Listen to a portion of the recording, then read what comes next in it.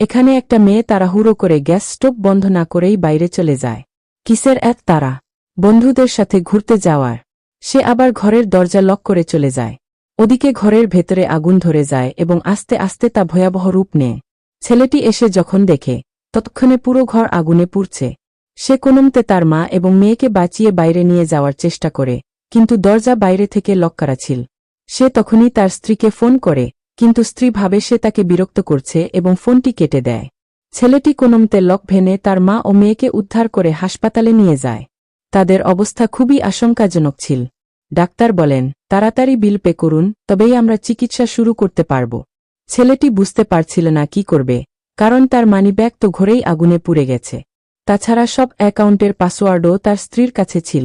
সে হাসপাতালের একটা ছবি তুলে স্ত্রীকে পাঠায় এবং সাহায্য চায়। ওদিকে তার স্ত্রী বন্ধুদের সাথে আড্ডায় মশগুল ছিল। ছবিটা দেখে সে একটু ভয় পেয়ে যায়, কিন্তু তার বন্ধুরা উস্কানি দিয়ে বলে, তোমার স্বামী নাটক করছে যাতে তুমি আমাদের সাথে আনন্দ করতে না পারো। এসব ফালতু কথা ছাড়ো।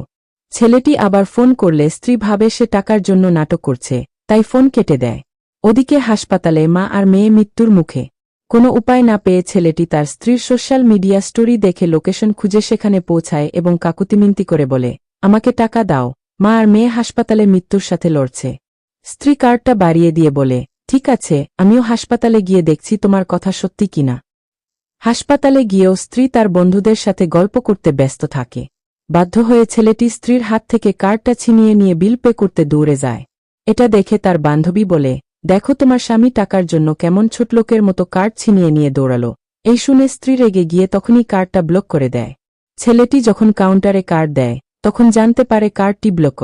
সে স্ত্রীর কাছে ছুটে আসে, কিন্তু ততক্ষণে স্ত্রী গাড়িতে উঠে চলে গেছে। ঠিক তখনই ডাক্তার এসে জানান, চিকিৎসা শুরু করতে দেরি হওয়ায় মা এবং মেয়ে কাউকেই বাঁচানো গেল না।